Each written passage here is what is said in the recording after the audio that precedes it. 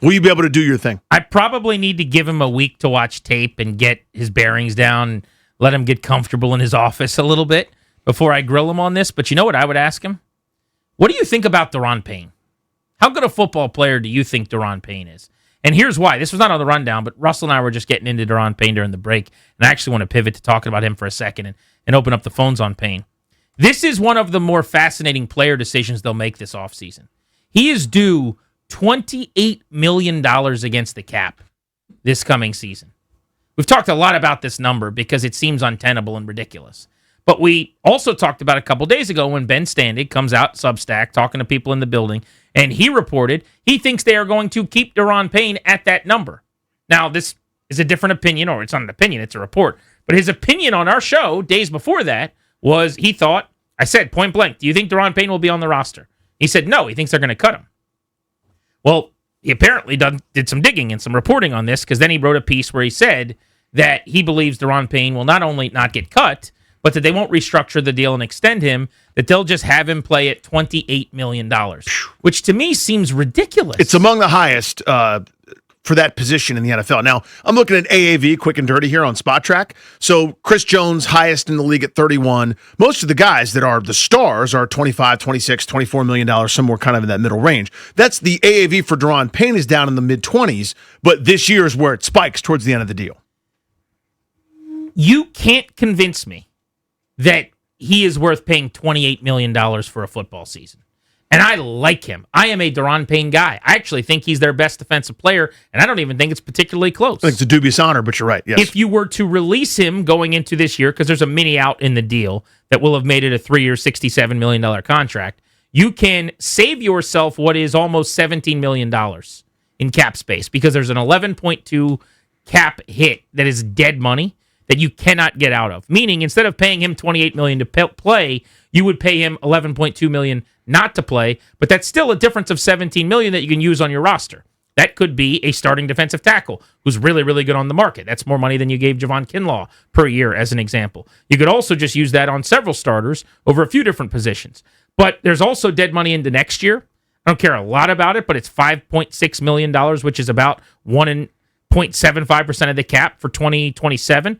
So it's really $17 million or so in dead money over 2 years for Daron Payne. But I just don't know how you can justify, based on the performance this year, even as your best player, and I think he is really good. If you told me right now he makes a Pro Bowl next year, I'm not batting an eye, I'm not turning a head, I'm not side-eyed on you. I'm just, okay, yeah, he's a good football player. But Danny, he's had 1 year ever. This is why I didn't want to pay him and re-sign him for the huge money that they did. It was the contract year, Pro Bowl, 11.5 sacks. That's the only year like that. Everything else is 3 sacks, 4 sacks. Sacks aren't the end-all, be-all. We can look at pressures, TFLs, other things. But his career high in everything, TFLs, quarterback hits, you name it, was when he was about to get paid. Before that year, he was completely different, not as good. And since then, he has been not nearly as productive. I still think he's good. I'm complimenting him. Good football player, but he's also about to be 29 years old. Yeah, he's a lot closer to fine than he is that star. And I was wrong, by the way. I did want to pay him because what I saw was, look at all these new moves. Look at all what he's added to his game, the burst, the different things that he was doing that he hadn't done before, not just productivity-wise, but action-wise, right? He was knifing through blocks in a way that I hadn't seen, as if someone that had worked really hard and gotten some technique down and a few different things. And I go, this is an ascending player. It makes sense. He regressed right back to what he was, which to your point is pretty good, fine, whatever adjective or adverb you want to use. I would even say he's like a really good player who puts up solid numbers, counting stats at his position. It's hard with D tackle sometimes. But here's the real problem. There's a little bit of a Brian Arakpo element here if you want to pull back the layers on this onion. If you really want to open the hood and dig in, his biggest game of the year by far was against the Vegas Raiders in Week 3. He had 7 pressures, hit the quarterback twice, hurried the quarterback 5 times. The Raiders are a terrible offensive line. Very bad. Probably the worst Washington played. That was by far his most impactful statistical game. I thought his best game overall might have been at Dallas midway through the season, which is a much better offensive line, much better team. That was his highest PFF grade by far this year. It was like 90.8. But if you look at the big pressure games, 7 against the Raiders, 6 in Week 18 when the Eagles didn't play a bunch of their starters. Like, he kind of got fat. That's half of his total pressures via PFF this year. This is actually mind-blowing looking at this. I hadn't seen this.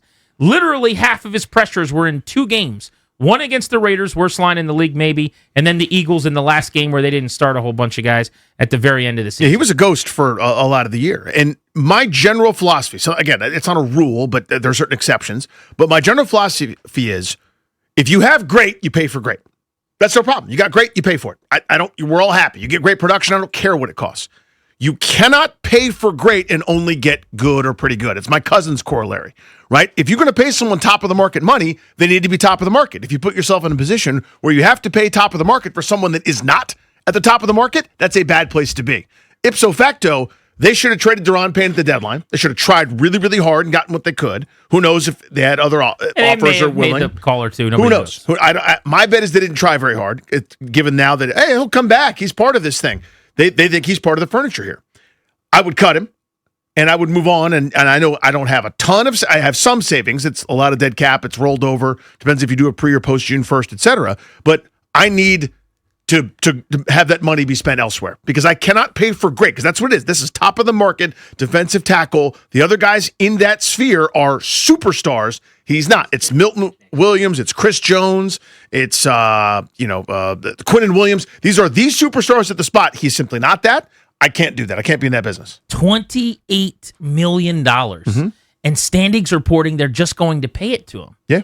That is actually a little bit alarming to me from this reason, too. Don't you want to be freeing up a bunch of that money to go on a little bit of a spending spree?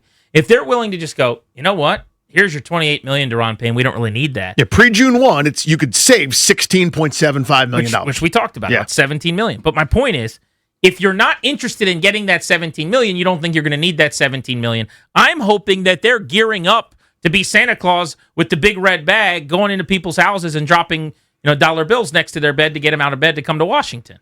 Do what New England did. One of the things we just learned watching the conference championship games, 2 of the most aggressive teams, 2 of the teams that spent the top 4 cash this offseason in free agency were the Patriots and the Seahawks. I'm not saying you can buy a Super Bowl, but they got a lot better really, really quickly. And nobody spent more money, more cash this offseason than New England, especially on that defense. We've talked about this. It's Harold Landry at edge. It's Robert Spillane at linebacker. It's Milton Williams at tackle. It's Carlton Davis at corner. Vrabel deserves a lot of credit. He's done a hell of a job coaching them. They got better with players. And to just say, we'll just give Daron Payne the $28 million, we don't need that $17 million, worries me a little bit about how aggressively they plan on spending cash this offseason. But on top of that, I'm just looking at his 3 sacks. That's what it was, by the way, this season. 3 sacks. Not the end-all, be-all. Everyone can tell me, but what about pressures, win rate, all that? He had 3 sacks. 1 against the Giants in week 1 of the season. 1 against that team. Bad offensive line. Fewer quarterback hits than Bobby Wagner. Then he had 1 against the Minnesota Vikings, and then he had 1 against the Eagles again when they had punted on the season and played a bunch of backups. So he basically had 2 sacks in games against starters this year. Javon Kinlaw set to make what next year, Darius? 16? 16.2 million. 16.2. So you're talking about 28 plus 16.2, $44 million for 2 defensive tackles that combined for 3 sacks this year. I know you don't pay defensive tackles to get sacks, but give me a break. I can't do that. Yeah, you use whatever you want. Tackles for loss, quarterback hits, just passes batted, disruption. You're not getting any. He's a good player. How can you possibly pay this guy $28 million this coming year? Why wouldn't you get out of that contract? Or if you really like him, because I'm assuming they do if they're going to pay him $28 million, right. How would you not then extend him, lower that number, and keep him around for the next 3 years or something? Well, here's how it feels to me. It's one of those, well, we can't afford to lose him because our defense isn't very good right now. And that's the wrong way to approach it. Okay, so then extend him and lower the number, get better sooner, and have him on for a couple more years if it's really about just not being allowed to get rid of him. Or cut him. I guess that goes against what you're saying because your point is you have to have him because you don't have enough good players. Yeah. And I've made this case, by the way, with these D coordinator interviews. I thought it was a bad DC job. One of the reasons is you don't have enough hosses. There's not enough dudes. The best player on your defense is Payne, and he may or may not even be here. Standig is reporting he thinks he's going to be here and that they're not going to rework that deal. Yeah. At $28 million? Which I think it's insane. No, I'd say it's too far. I think it's wrong. I think it's a bad decision. I remember talking to Logan about this, and he said it's not as much of an overpay as you'd think because, on the open market, he might get, I'm just making this up, but 22 to 24 million. So it's only a handful of million more than he'd be paid AAV. which is true. But I'm not suggesting that, like, I don't know. I mean, John Allen got 17 in the open market. yeah, but I think Payne is, at this point of his career, will make more than Allen did. 18? I mean, is he A making year later with a 28? bigger cap? No, not 28. But that's what I'm saying. I think it would be like, what would Spot Track suggest? Do they have a market value on him? I would bet he would be in the 22 to 24 range. Maybe even like, if you want to go bigger net, I would say 20 and a half to like 24. But I think he'd be in the 20s. So it's not it's not like he's the most overpaid player ever. But don't you want the money to spend to go get better at other spots? I do. I'm desperate. And I'm using that right away. Like, again, I would have traded him at the deadline, taken whatever I can get. Whoever gives me the highest bid gets him, because we were going nowhere, and I'm still will not let that go. Fine, that wasn't possible because nobody was interested in giving you anything down the stretch for Daron Payne. I'm now moving on because I need that money.